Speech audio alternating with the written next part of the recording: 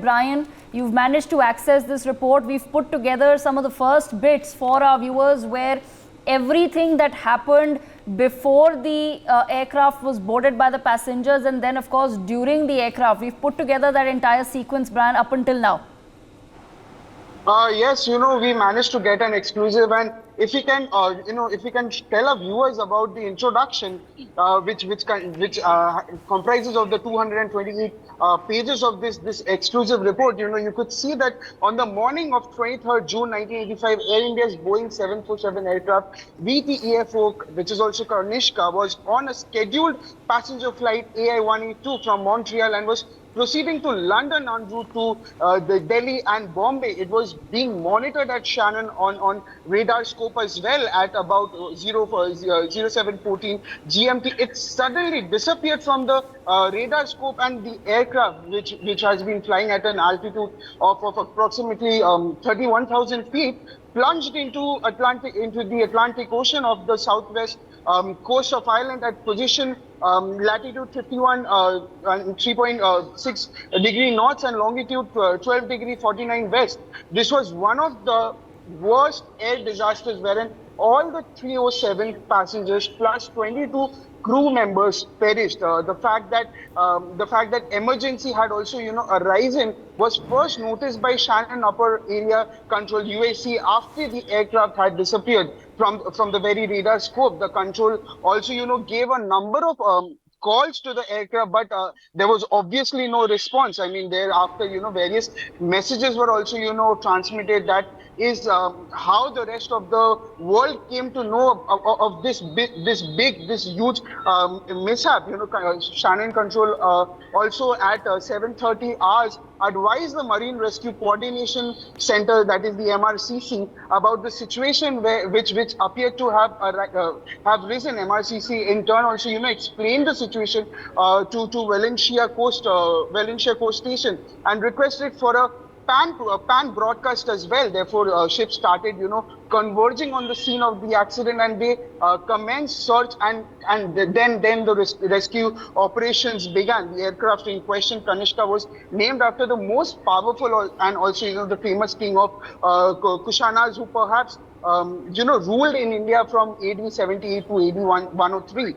Besides being a great conqueror, also he was an ancient supporter and follower of Buddhism as well, a religion which preaches non-violence. And Emperor Kanishka also, however, met a violent end.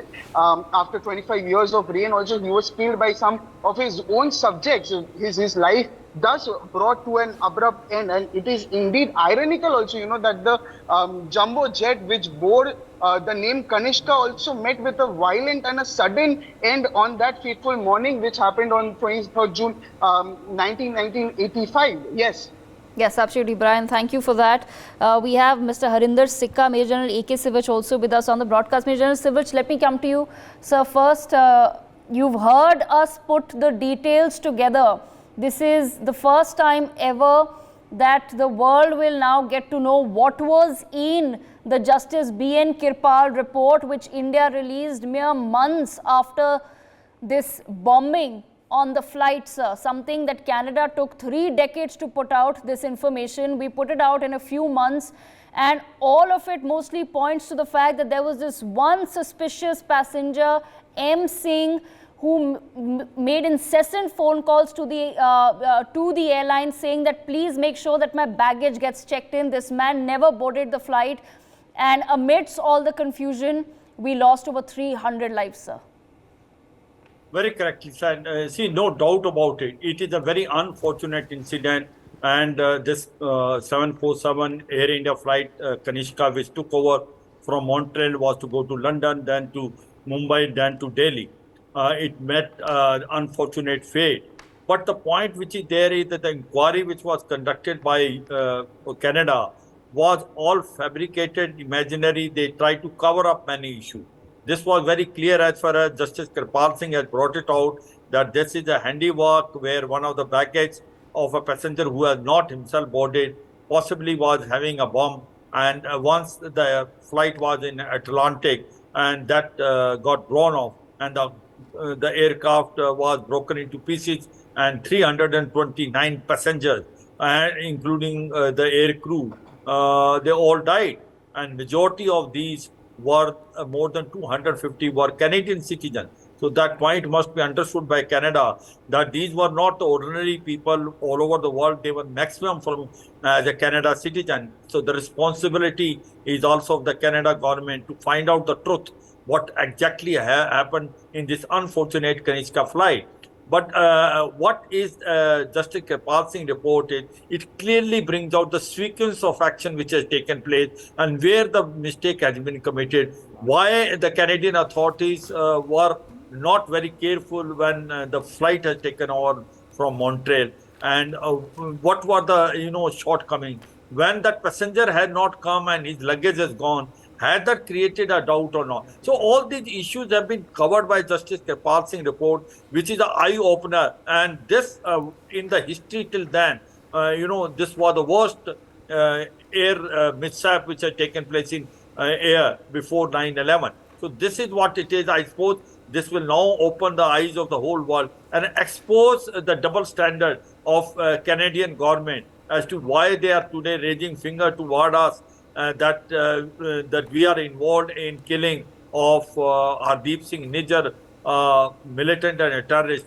wherein in this Kanishka, remember another point in this as far as this Kanishka is concerned, the person who was involved was Talvinder Parmar, and in 1982, we have asked for extradition of Talvinder Parmar, but Justin Trudeau's father, Pierre Trudeau, refused it, and the same person that got involved in this bombing of Kanishka, and wherein, unfortunately, the world lost the aircraft as well as 329 innocent passengers. Yes, sir. Mr. Sikka, before I come back to Rishabh, Mr. Sikka, I'd just like to get in a word from you, sir. There was a lot of intelligence that was being shared by India as well. We've already covered that yesterday. On the 1st of June, a telex was shared, sir, by Air India to their global offices. This reached the Canadian police. They didn't take that seriously. On the 4th of June, there's a trial blast that takes place in Duncan, British Columbia. They didn't take that seriously. And then on the 23rd of June, there is this man, M. Singh, who continues to insist that his baggage must be checked in even though he never boards the flight. Somehow, somewhere, the X-ray machines collapse at the time when the baggage has to be checked, when the security for the baggage has to be cleared, but the airline still goes ahead. Somebody in the airline goes ahead and boards the baggage regardless. All of this, Mr. Sikka, cannot be a coincidence. No, there was no coincidence in that, for God's sake. There's a message for Canada.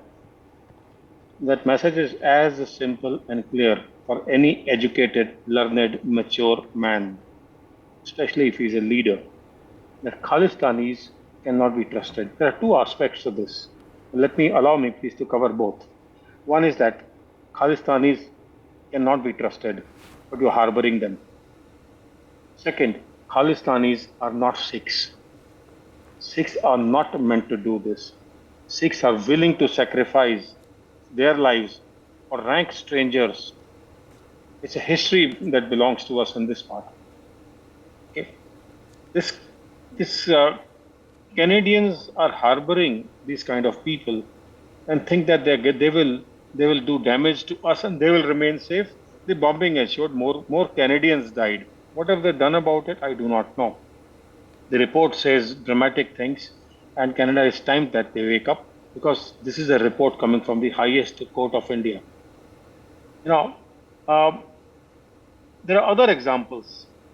Pakistan too harbored Osama, and look at the consequences. If the Canadians continue to shut their eyes and put a blame just for the sake of votes, or to stay in political will, or to stay in the political high seat, what kind of damage are they continuing to make or willing to make for their own citizens? Now shift it a little bit. Who started all this? This accident happened, or tragedy, or intentional killing of hundreds of civilians through the aircraft crash in 1985. Who started all this? We are all the time forgetting the basis of the very thing that has it all transpired. started in 1977 when Indira, Sanjay Gandhi, Kamal Nath hobnobbed and said that they need a leader, a Khadku leader, who will divide Akalis. And that is how, in 1984, what transpired. Those people who had lost their families, whose families are butchered, my own very dear military officer, young captain, Upinder Pal Singh Jassal, was burnt alive. Imagine the plight of those people. They can go crazy. I'm not saying that they should. They can go crazy. In particular case of just Mr. Captain Jassal's family, everybody passed away except one boy, the elder brother. That's it. Now, who did all this? For 35 years, not even one single FIR. So there are two aspects to it Canada must understand. That this is a quicksand. The more you make your effort to come out clean, the more you're sinking in. So Prime Minister Trudeau, please understand, for God's sake, this is not the time to play politics. This is not the time to say that we killed or you killed Niger. Niger, I'm sure, would have hundreds of other enemies. There's more serious problem, Mr. Trudeau. It's a fact, whether you denied or agreed, that drugs are playing a major role in this aspect for bringing the money. Right. That drug money is reaching Gurdwaras, and once it legitimizes, it reaches either your camps, which is being alleged left and right, or it is funding the terrorists, or both. Yes, sir. Please, for God's sake, do not allow this any further. These relations, whether they become very good or a little sour, with time they will heal. Absolutely. New Prime Minister will come. New Prime Minister will see more light to it. You will have your reasons to be anti-India. These things will change. But you are playing with fire. Yes, sir. And it's all too troubling. We're going to come back to the report. Rishabh, what else are we going to be putting together for our viewers? There's, of course, sections on injuries to the people, causes of death. Let's take it one by one. I want to start first with the last of the flight data recording transcript, because this is the most telling. The time is 0753 local time. आप zoom in करिए इसको, देख रहा है, so that it is readable. Please, thank you. Okay. There are 4 channels on which the recording is being done. One is the area mic, co-pilot channel, pilot channel, and the flight engineers channel. There's Captain Narendra, remember, Captain Bhinder, who is the co-pilot, Mr. Dumasia, flight engineer, Jay Dinshaw, who is the flight purser, and Sampath Lazar, who is the in-flight supervisor. These are the ones whose voices have been recorded. This is the last, one would say 15-20 minutes of the recording, after which, of course, well, everyone is dead. Okay, so let's go through it. Thank you. And the pilot and the co-pilot are having a conversation with the flight purser. And the co-pilot says, thank you. The flight purser says, welcome, sir. And this is being recorded in the area mic. So I'm assuming that they are being served some food at this point of time. The co-pilot says, everybody is having whiskey and beer, whatever you know, that is what I'm saying. He says, without fail, all of them, whatever is allowed. Then the flight supervisor says, kya karega? Co-pilot says, nahi. Flight supervisor says, it's a hardcore problem. Co-pilot says, nahi. Co-pilot says, all I mean, all girls, all. Then there is an announcement, cabin crew, everybody, by the co-pilot. Then the pilot says, they must be carrying for somebody else also. Co-pilot says, somebody 10 beers, 6 beers. Pilot says 10 beers, maybe some more. Hold on. Then you get air traffic control, AI 182B, Shanwick, AI 182, good morning. Shannon station calling, Shannon, go ahead again. AI 182B, AI 182 is 51 north, 15 west at 0705 level, 310 estimate, FIR 08W, 51N08W at 030735. Shannon, 182, you're correct. Shannon frequency is 13115. Reply from the co-pilot, 13115, sir. Then they go back. AI 182 is cleared to London via Upper Bravo 40 to BUNTY Bunty, then Upper Red 37 to Ibsley and maintain 310. 310 is the altitude. Shannon Station. AI 182 after Bunty maintain the Upper Blue 40 to Murley and then Upper Red 37. AI 182. Right Air Bunty to Murley and the Upper Red 37 AI 182. Shannon Station. AI 182 would use squawk 2005. I repeat 2005. AI 182. Right sir, squawking 2005 182. Squawk sound, squawk sound. Then pilot goes, हाँ भाई बुलाओ. Sound. Pilot goes, कौन सा form है? Pilot goes, that is all right. Then there is some undistinguishable words. At this point of time, the flight engineer goes, Bhinder. Co-pilot goes, Hanji. Flight engineer goes, London operation को बोलना. Co-pilot goes, whom? Flight engineer goes, flight purser, they want about 30 custom seals. Then co-pilot goes, customs. Flight engineer goes, custom seals, वो bar seal करने के लिए. The pilot then goes, for their arrival, customs bar.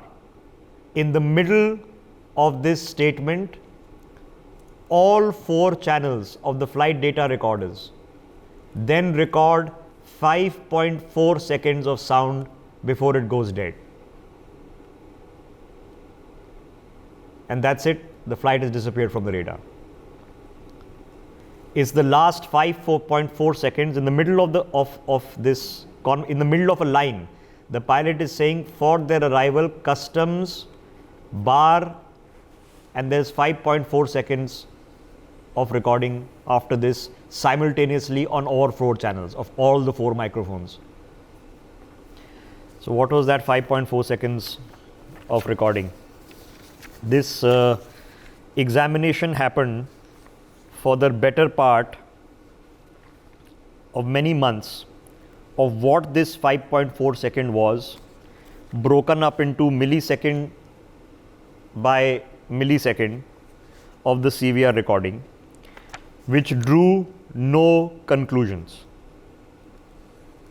The only conclusion that could be drawn, that in the conclusion appears that a catastrophic event occurred on Kanishka. It was reflected in all channels of the CVR and the CVR power supply at the same time. The main electrical bus began to fail within 0.35 seconds and the standby bus survived for only 6 seconds, more at which time the aircraft's electrical system ceased to function. It appears that the event occurred in a manner to affect the cockpit area microphone operation severely and to force the operation of the automatic gain control on the CVR. This loud noise continued for the life of the aircraft's remaining main electrical system as reflected in the CVR. The mechanism of how the ATC transmission was made from Kanishka to Cork is unclear. The sound was not recorded on the CVR. So they even recorded at Cork, at Shannon, the ATC's voice recordings. And they noted that there was a sound recording, a sudden surge, loud sound recording for a few milliseconds, even in the ATC sound recordings. The Cork ATC call originating approximately 1.5 seconds following the event on the CVR. This is about the time that the standby power would have become available to number 1 VHF. So the conclusion from the cockpit voice recording and the digital voice recording was, and I'm going to go into the details very, very shortly, was that in mid-sentence, while he was talking, the pilot, in the middle of sentence, there was 5.4 seconds of noise. Each millisecond of this was examined in terms of frequency, in terms of what they suspected the cause of those sounds was. 6 seconds later, the backup electrical supply had also failed. So from the point of something going wrong, flight is perfectly normal, chit-chatting amongst themselves, to nothing is left, is 5.4 seconds. Now, let's look at the wreckage pattern over here. This was the analysis of the wreckage pattern. The floating wreckage recovered was initially examined at Cork on 25th June. Mr. Eric Newton, a retired investigator of AIB UK, was requested to examine the floating wreckage. These were his conclusions. Taking the scatter of the wreckage and bodies into consideration and the condition of the limited wreckage recovered indicates that the aircraft had broken up in flight before impact with the sea. Detailed examination of the structural wreckage recovered did not reveal any evidence of collision with another aircraft. Nothing was found suggestive of an external missile strike. There was no evidence of internal fire or external fire. There was no evidence of lightning strike. Examination of all available structural parts recovered did not reveal any evidence of significant corrosion, metal fatigue, or other material defects. All fractures and failures were consistent with overstressing material and crash impact forces. Examination of the clothing from the bodies did not show any explosive fractures or any signs of burning. The seat cushions and head cushions also did not show any explosive characteristics, which means that there was no bomb in the cabin. Now, let's look at the injuries to the passengers that took place. And this is very, very telling. The post-mortem, by then 131 bodies had been recovered. None of the bodies of the flying crew were recovered. That means pilot, co-pilot, flight engineer, cabin crew, their bodies were never recovered.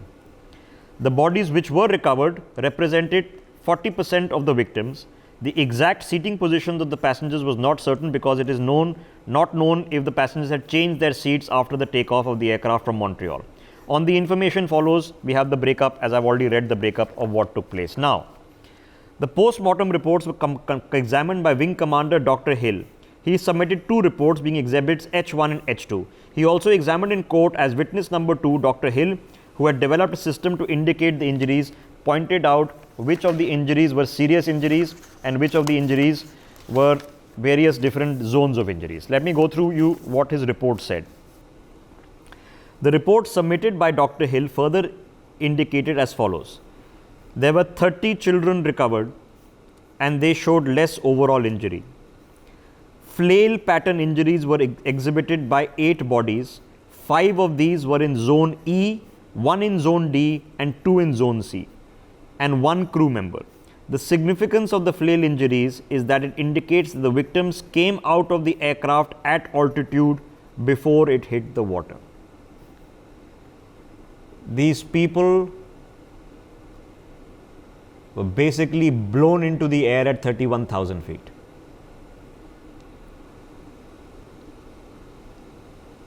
Believe it or not, there were indications that 3 of them survived the duration of the fall because they died of drowning, not of impact.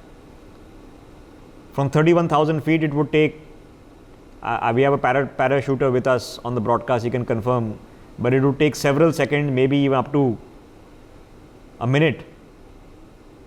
So you would have been shocked but alive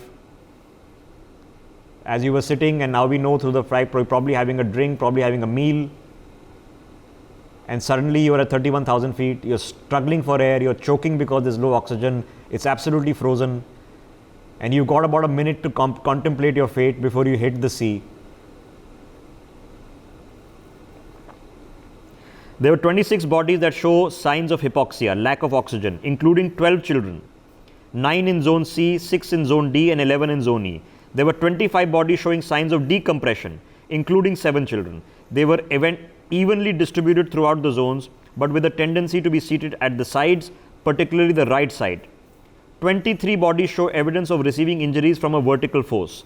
They tended to be older, seated to the rear of the aircraft. And 16 had little or no clothing. The clothing had been stripped off completely. 21 bodies were found with no clothing, including 3 children. There were 49 cases showing signs of impact type injuries, including 19 children. Died on impact with the ocean. There is general absence of any signs indicating they were wearing seat belts or lap belts, which means that there was, as has already been corroborated by various things, there was no indication of any trouble on board the aircraft. The seatbelt signs were clearly not on. Nobody was wearing seatbelts. Pathological examination failed to reveal any injuries indicative of fire or explosion, which means there were no charring of the skin, no other burn marks. Now, let me just establish one last thing, Devika, before I come back to you, which is, of course, the main part of the analysis and the conclusions. This is page 158 of the report. It is undisputed, and there is ample evidence on the record to prove it, that Air India's Kanishka had a normal and uneventful flight out of Montreal. The aircraft had been in the air for about 5 hours and was cruising smoothly at an altitude of 31,000 feet. The readout from the CVR shows that there was no emergency on board till the catastrophic event had occurred. This is corroborated by the printout available from the DFDR. The event occurred at approximately 0714Z, and that brought the aircraft down, and it probably hit the surface of the sea within a distance of 5 miles. The time within which the plane came down at such a steep angle could not have been more than a few minutes. There was a sudden snapping of the communication between the aircraft and the ground. The aircraft had also suddenly disappeared from the radar. It is evident that an event occurred at 31,000 feet which had brought down Kanishka. What could have possibly happened to it? The aircraft was apparently incapacitated, and this was due either to it having been hit from outside, or due to some structural failure, or due to the detonation of an explosive device within the aircraft. Evidence indicates that after the event had occurred, though the pilots did not or were not in a position to communicate with the ground, they nevertheless appeared to have taken some action. According to Mr. Laflamme, witness number 12, the examination of the wreckage show that the spoilers had been deployed, and this might have been done with a view to enter into emergency descent, which means that the pilots, after the explosion, had a few seconds, in that 5 odd seconds. He has further speculated that such an emergency descent would support or perhaps cause a rupture in the forward area, or a particular damage to the hydraulic system, or damage the control system, which created such a condition that the pilots were not able to control the flight. The wreckage further showed that the jack screw for the stabilizer trim was found in the nose up position, and it was hard to explain how this got there merely as a result of the impact with the water. The trim being in the position could only have been due to the pilot selecting it, or as a result of a situation created by an explosion. In that position and at a high aircraft speed, there would have been an extremely high G loading on the aircraft. G loading is, of course, G force. It can be further speculated that if an explosion takes place in the forward cargo compartment, the oxygen stream might have been damaged, so that when the pilots donned their mask as part of the emergency drill for explosive decompression, they were not breathing enriched oxygen, and the time of usual consciousness at 31,000 feet would be significantly less than 30 seconds under the high stress, and the pilots became unconscious as a result. Then the aircraft would have gotten out of control, which would explain the subsequent events. None of the participants have produced any evidence which could lead to one to the conclusion that there was any external hit to the aircraft. So there was nothing, no missile strike, obviously. Thus, we are left with only 2 of the possibilities, viz. Structural failure or accident having been caused due to a bomb having been placed inside the aircraft. After going through the entire record, we find that there is circumstantial as well as direct evidence which directly points to the cause of the accident as being that of an explosion of a bomb in the forward cargo hold of the aircraft. At the same time, there is complete lack of evidence to indicate that there was any structural failure. Devika, there's one more point I want to make, which is on significantly on connection with the Narita airport. On the 23rd of June 1985, there was an explosion at the Narita airport. The explosion occurred when a bomb exploded in the suitcase which was to be interlined to Air India's flight number 301 from Tokyo to Bangkok. The following events, which had been occurred prior to the explosion, clearly established the connection between the 2 incidents. On 19 June 1985, at approximately 1800 hours, a CP air reservation agent at Vancouver received a telephone call from a male with a slight Indian accent. He identified himself as Mr. Singh and informed the agent that he was making bookings for 2 different males, also with the surname Mr. Singh.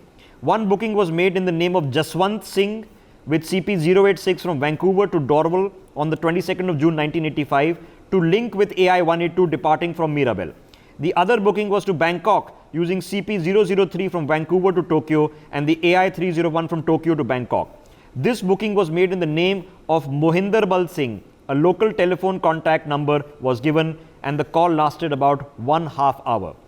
At the same time, approximately 19:20 hours, another reservation agent for CP Air was contacted and requested to change the booking for Jaswant Singh. The confirmed flight on CP086 was cancelled and a reservation was made on CP060 from Vancouver to Toronto, and a request to be waitlisted on AI 181-182 from Toronto to Delhi was made. On 10th June 1985, at about 12:10, a male appearing to be of Indian origin purchased the tickets with cash from a CP Air ticket office in Vancouver.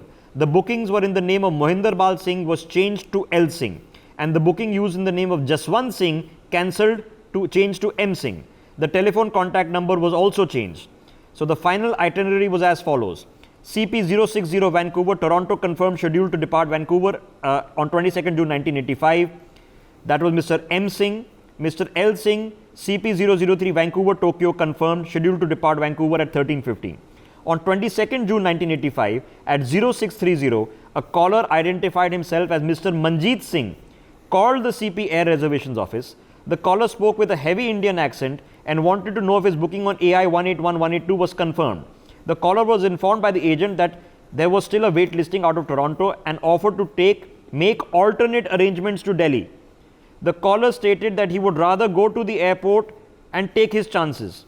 The caller also asked if he could send his luggage from Vancouver to Delhi and was told he could not check his baggage past Toronto unless his flight was confirmed. On Saturday, 22nd June, CP Air passenger agent would check in position number 26 at the CP Air ticket counter, Vancouver. Recalls dealing with a passenger of Indian origin booked on CP060 and then on to Delhi. The passenger stated that he wanted his bag tagged right to Delhi from Vancouver. After checking the computer, the agent explained that since he was not confirmed past Toronto, his baggage could not be interlined.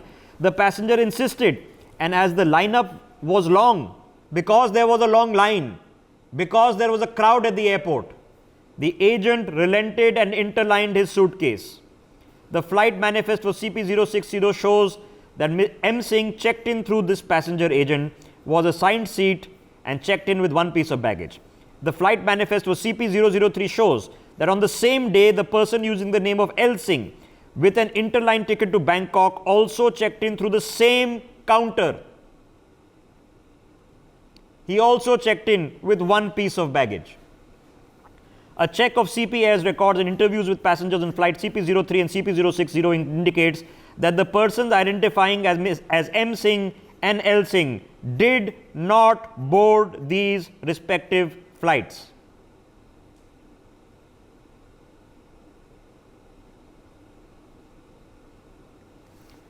In a statement of William Long annexed to the affidavit of IG Pole, was to deliver interlined baggage between Terminal 2 to Terminal 1 and vice versa at Toronto. He has further stated that he had picked up 4 bags from Terminal 1 which were destined for Terminal 2 to Air India. 3 of these bags were from the United States, air originating from New York. Regarding the last bag, he stated as follows. The 4th bag destined for Air India was, I distinctly remember looking at the baggage tag, it was pink with the CP logo in blue. Pink colored suitcase and letters saying CP on it. There were also numbers, but I can't remember the numbers. From CP to Air, I remember it was from Vancouver. On the bottom of the tag, it said Vancouver using the initials YVR and the flight number, which I can't remember. The bag was destined for India. When I arrived at the CP Air belt, there were a number of bags from other airlines on the belt. Included in these were the 3 US air bags destined for Air India. As I was finishing loading the carts, a CP Air station attendant who had been unloading bags from containers, I noticed as I checked once more for any more bags, drop another bag on the conveyor belt. This was a bag destined for Air India.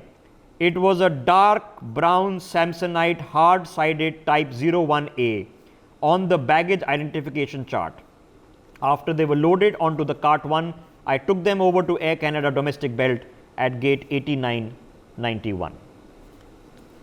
So the flight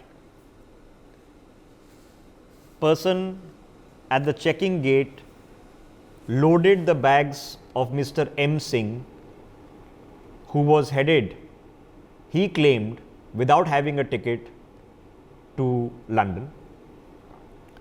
He managed to convince despite not having a ticket, the person to transit his baggage. A few minutes later, at the same counter, another individual by the name of L. Singh also checks in one bag,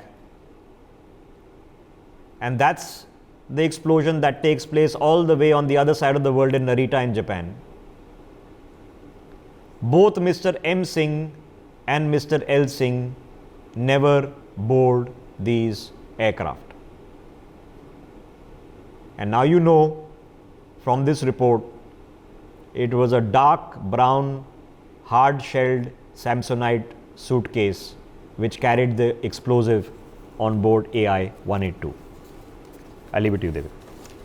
Rishabh, as far as Japan or the Narita airport is concerned, as you've pointed out, that this was all by chance. The fact that the bag didn't make it onto the flight and it exploded on the airport, killing 4 people at the airport. Otherwise, yes, even 4 lives lost is a lot, but the tragedy on the other side of the world could have been the same as we witnessed on flight 182. I have with me on the broadcast Major General Sudhakarji and N.K. Sood also with us. They've been waiting for a while.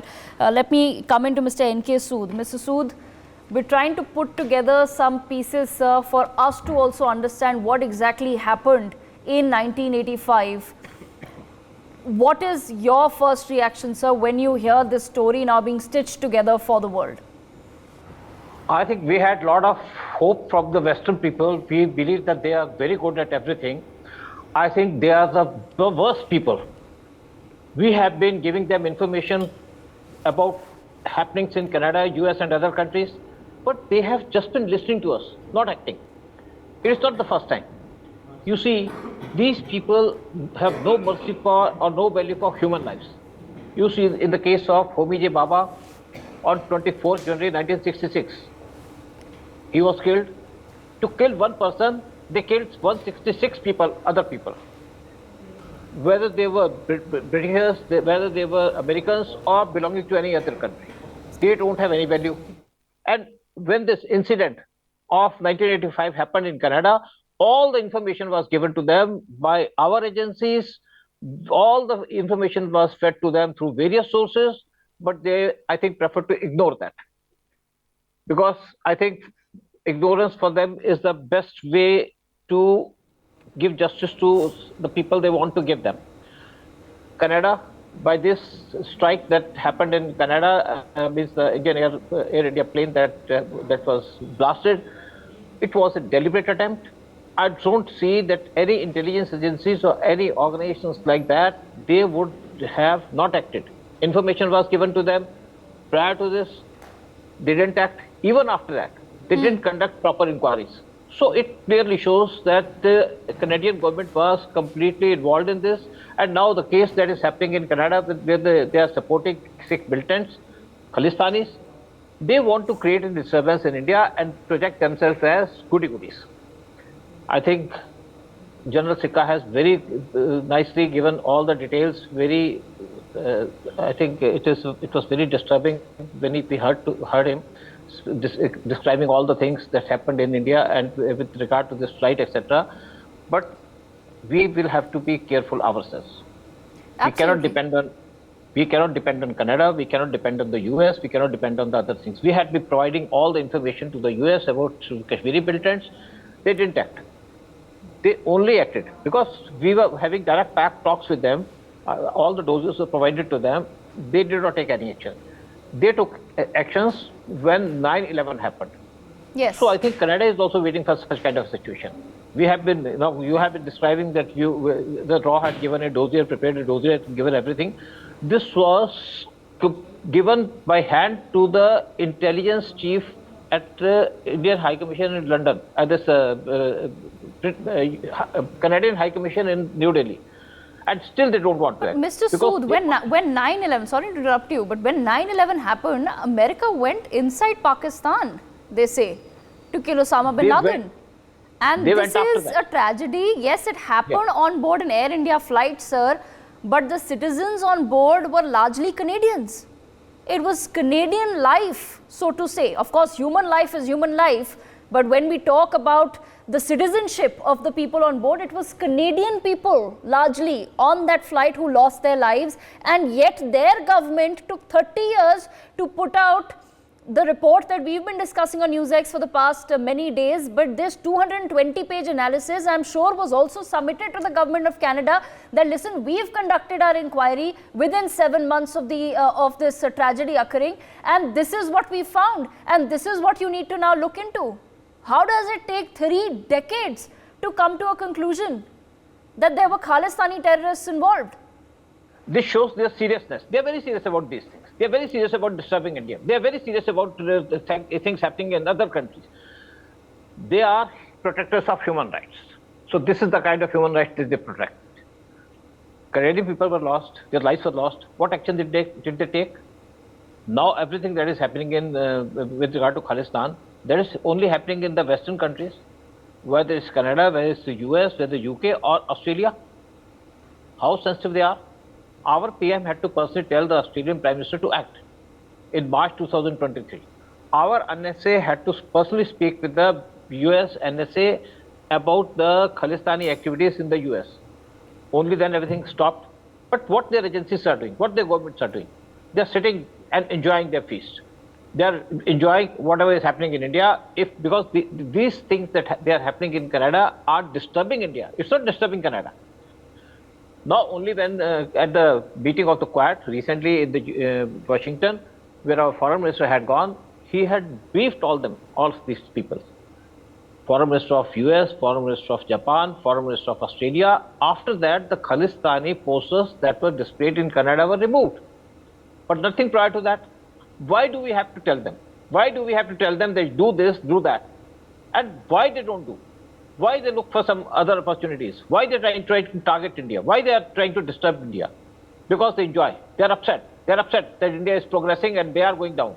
So this is the reason. But we are progressing and we will progress.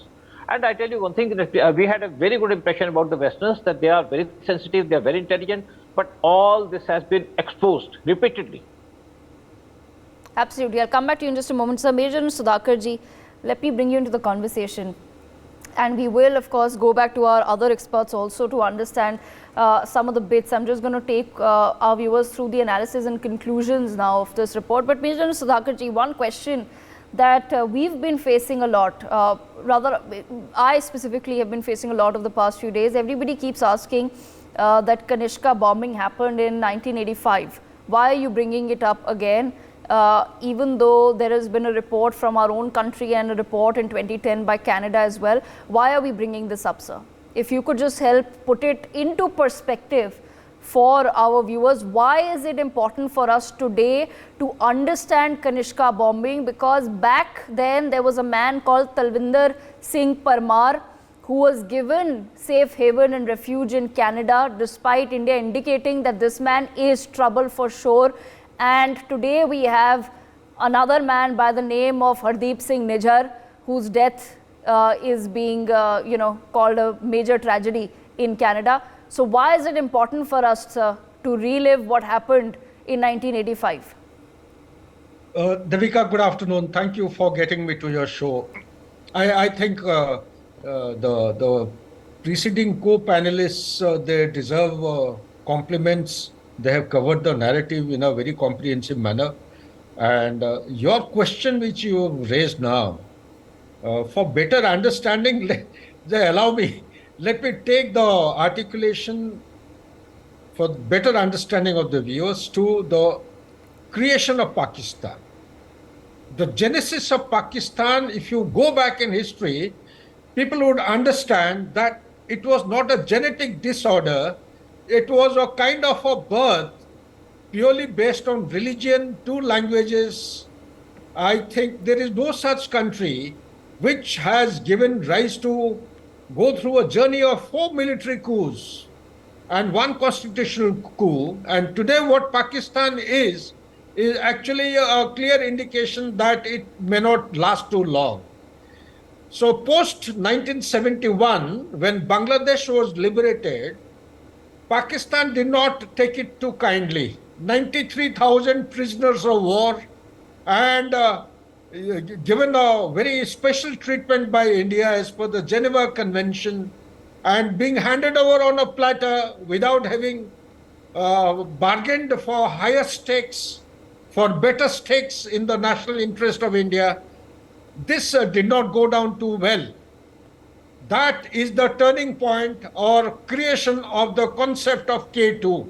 They will bleed India with 1,000 cuts. What was K2? Kashmir, liberation of Jammu and Kashmir and creation of Khalistan. So the K2 movement started none other than by then the Chief of the Army Staff and the martial ruler Ziaul Haq. And with that began the movement, Khalistan movement in Punjab. So when the Khalistan movement started, without going too much deep into the issue, because Mr. Sikka has covered it beautifully in a very succinct manner, I would say that Khalistan movement in 1982, by then the movement was picking up a lot of intensity. And this gentleman, Mr. Parmar, we had actually taken up a case with Canada to extradite him. And none other than the father of the present Prime Minister of Canada, Mr. Trudeau, he had declined, he had rejected, dismissed the complete offer. In fact, if I am not wrong, they did not respond to our request of extradition, if I go back with my memory off the cuff. And same Mr. Parmar is the gentleman who was leading, who was the leader, mastermind of the Khalistan movement, mastermind of this Kanishka. And Kanishka came down. Now it is actually shocking, very, very shocking. I must compliment NewsX for a remarkable job done, for having traced out the document and brought it to the public domain. And line by line, the way you and your editor, senior editor, Rishabh, they are going through, it's a landmark. It's a fantastic job being done by the entire team. Compliments to you. So with that, I think I have been able to very briefly answer that the linkage of the Khalistan movement way back in 1982, followed by 1985, it was actually a premonition had been given by India that such a thing is going to happen. You extradite this gentleman, we would like to try him. So it was declined, it was refused. And thereafter now, with great effort and synergy and lots of actually policy formulation, security apparatus having been applied in an effective manner, lots of struggle, we have brought back peace and harmony to the state of Punjab. Yes. Punjab used to be the land of food, the land of rice and wheat. It is the leading state in our country at one point in time in all spheres of progress and development. Same state went back as far as the SDI index is concerned, down the hill. And again, after that, the movement of a couple of years, till 1991, I would say it carried on. We have, with great effort, we have brought back peace and harmony. And now, between Kashmir and Khalistan or the Punjab, you have to understand what is the design by ISI. ISI is very deeply involved in all this. It is being funded by China. There is a big nexus. There is a big, I would say, classical nexus which is actually under play. And this ISI's involvement was there in the forefront to support the Khalistan movement. Whenever Kashmir goes normal, they try to revive Khalistan movement, and whenever Punjab goes normal, they try to revive the Kashmir issue. Okay. Today, Kashmir, with lots of concerted effort at the national level, we have brought back development, brought back peace and harmony. Comparatively, it is, I would say, back to a kind of a normal life. Progress and development is being visible, I would say, in detail form, and the benefits of the nation building and development is going down to the level of the grassroots of the people on ground at Kashmir level. And now they have started reviving the kind of Khalistan movement. Fortunately, it is taking place 11,600 kilometers away from the Indian borders. It is taking place in Canada because Canada has become a vassal state of China. Canada, the same gentleman who's the Prime Minister today, he cannot continue to sustain as a leader, as a Prime Minister, if the gentleman who's supporting him, the National Development Party, if he pulls back because he's falling short of the majority. And I think the way they are going with this Kanishka report coming out, once it catches attention, I think on its own, Mr. Trudeau is going to actually, his party is going to fail in the vote of confidence. In all probability, he will be losing the battle. 2025 is a long time off from now. Maybe he's going to lose the majority, and there is going to be some kind of a revolution, some Yes. kind of a movement taking place in Canada. So let's Absolutely. leave it to the destiny. Devika, you're doing a wonderful job. NewsX must be complimented for this remarkable effort. Back to you, please. Thank you so much, sir. And quite interestingly, Kanishka bombing, viewers, happened under Pierre Trudeau. And it's no coincidence that his name was Trudeau because he happens to be the father of Justin Trudeau. I have about 5 minutes, but I want to get a quick perspective from our guests who've been with us very politely for the past few hours when we've tried to put this Kanishka report together. Kanishka bombing happened in 1985. In 1986 March, India released its own report with its analysis and conclusion of what could have possibly happened. It took Canada another 30 years to put their reports together. In 1984, a man called Talvinder Singh Parmar came to Canada. He became the mastermind, along with his Khalistani associates, of the Kanishka bombing. Today, we once again stand at a point where another Khalistani, Hardeep Singh Nijjar, who's been killed in Canada, and the blame has been put squarely on India without much evidence, his death is being mourned in Canada. Back then, Talvinder Singh Parmar was also given safe haven and refuge in Canada, and believe it or not, a year later, over 300 people lost their lives. Most of them were Canadian. So when we are asked by people today that why are you going back and putting together the Kanishka report findings, what does it obtain? I'd just like to give 30 seconds to all of our guests. If they can put it into perspective for our viewers, why is it that we need to revisit the Kanishka bombing, starting with Group Captain MJ Vinod? Thank you. Thank you for the question. Well, when we dig in history, what we find is there are a lot of things that have gone the right way. Kirpal committee, PCAS came into force, a lot of security aspects came into force, which is fine. But when as an accident investigator, when I'm in the program reading the report which Brian has unearthed, I see there are a lot of areas which requires a revisit, so that another Kanishka does not happen. Page number 122, page 173, 5.5, 5.8 have been addressed. 5.4 has not been addressed fully. So all the recommendations, when we go through what Justice Kirpal has put out, 90% have been addressed, but there are still some loopholes which the terrorist forces like Khalistanis, ex-Canada can still use it. Yes. So that is why this report is very, very important. It should wake up the people and powers to be to revisit this report and look at things which we have not yet put in force from the Justice Kirpal Commission. Okay. Over to you. All right, Mrs. Sikka and Mrs. Sivich, 30 seconds. I have to wrap up. My apologies for that, but 30 seconds. If you can give us your perspective, why do we need to revisit the Kanishka report, Mrs. Sikka?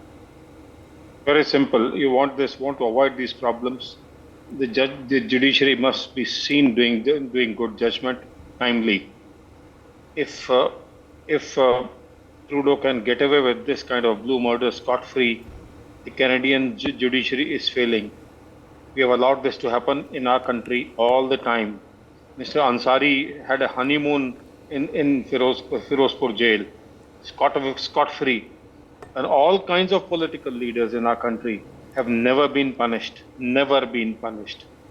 if we do not catch, if there is a cancer in the body, you can't simply put some kind of a marham and say it will get all right, do operation. All right. Atiq. It's an example that these Atiqs can be Khalistanis, it can be jihadis. These are the mindset, these are brainwashed people.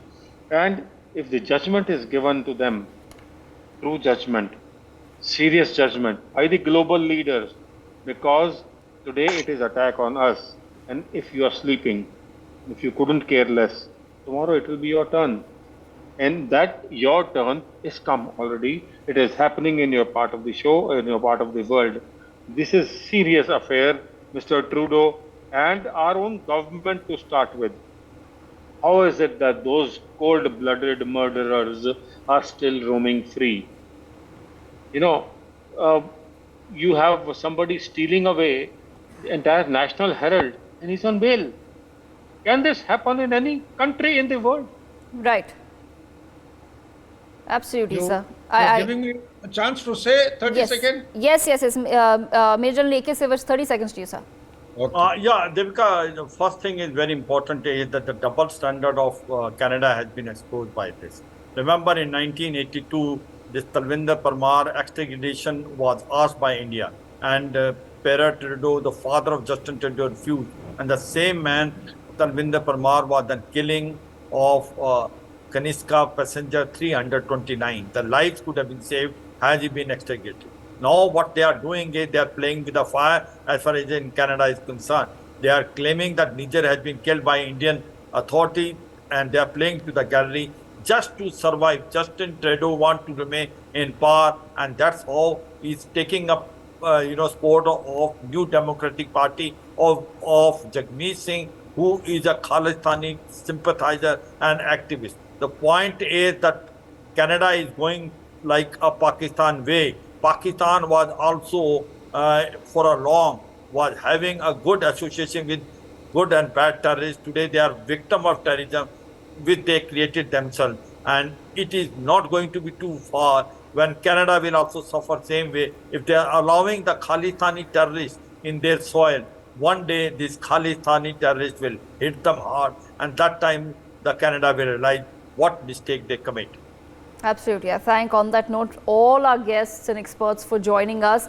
This is all that we will be doing through the rest of the day, and we will continue to break up this exclusive report that has been accessed by NewsX, the Justice B.N. Kirpal report of 1986, in which India expressed in great detail what it felt had happened on AI Flight 182 and the Narita airport in Japan, when over 300 innocent lives were lost at the hands of Khalistani terrorists almost 40 years back. For more such videos, subscribe to the NewsX YouTube channel, hit the bell icon.